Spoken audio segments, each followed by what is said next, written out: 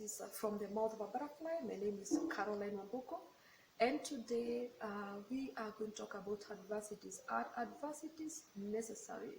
Why do you have to undergo adversity? Why do you have to undergo adversity? And do you know that adversity is one of the stages or adversity of trials or warfare? Mostly adversities is one of the stages that you have to undergo as a Christian. And do adversities serve as a purpose? Do they serve as a purpose? Do they serve as a purpose? I'm talking is from experience having the wilderness. When I talk about adversities, it correlates with a spiritual wilderness. It's called a spiritual wilderness. When we talk about a spiritual wilderness is a place where a person is a spiritual wilderness. So it's not a wilderness as in a physical wilderness, but it's a spiritual wilderness where a person, where God takes a person, and in that wilderness, God makes you. God makes you. You face a lot of adversities there. You face a lot of adversities. You face a lot of warfares. You face a lot of suffering. We see Jesus going through such a phase. We are told he is full of the Spirit of God, and he is driven by the Spirit of God to the wilderness. And in the wilderness, he did not go there to encounter God. He encountered challenges, he encountered trials, he encountered the enemy. In that adversity or in that wilderness, he encountered the enemy. So adversity is a phase that you have to undergo through. Jesus did, and you go through it too. It's a stage that a person must go through. A person must go through. And the various forms of adversities. The various forms of adversities, there are some suffering.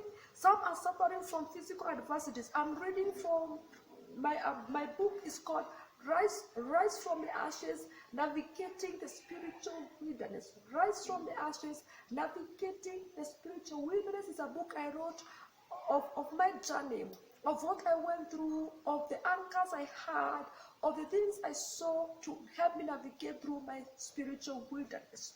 So, there are various forms of adversities. Some of you are suffering from physical adversities.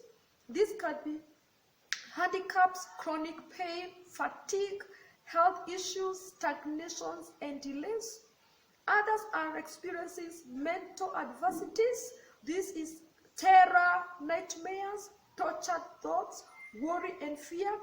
Some of you have emotional adversity, feeling unloved, undervalued, unappreciated, worthless, and are bitter.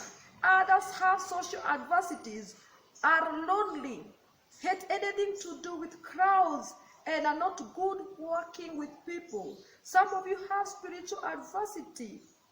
Your faith is sleeping. You have prayerlessness. You are unable to read the Bible. You have demonic attacks, witchcraft attacks, evil plantations, oppression, and bondage. Some of you have financial adversities. You are in debt, bankruptcy, loans, lack of finances. Some of you may have one or several kinds of adversities combined together. Now, are adversities and fiery trials meant to drain your life? Are they meant to be long-standing problems? Are they amplifying what Satan is doing, wiping off every testimony God has done in your life? And I read there, yes, adversities are necessary and a must and a lifeline for every Christian. I'm not saying that a Christian life is a life of suffering and adversity, but they serve a purpose. In my life, I've seen adversities serve a purpose. I am what I am today because of the battles I went, because of the spiritual adversities I faced, because of the financial adversities I faced, because of the emotional adversities I faced. I am what I am because of those adversities. I am an author. I am a minister of God. I am a speaker. I'm a businesswoman and entrepreneur because of adversities. Adversities were necessary in my life to birth the person I am today, to birth the woman I am today. So they are necessary. So adversities are necessary.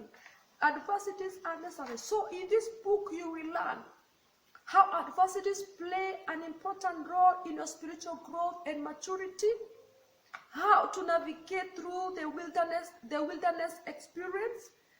Understand that spiritual wilderness is a phase you have to go through regardless of who you are.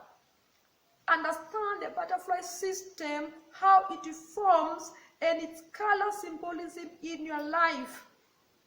Understand the butterfly effect and your importance in shaping destinies.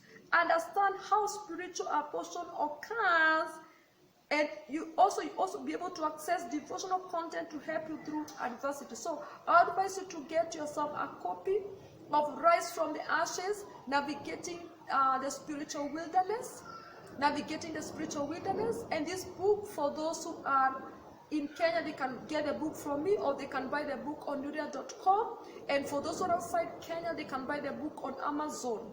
So you can get this book. I'm gonna put the link there in the description box, and you can be able to see how to go and get this book. For those who are going a spiritual wilderness, it's gonna be a help to you. And you are there, and you are like, you want to comment, you want to leave a comment, you want to a comment, or also to ask a question, you can include it there in the comment section.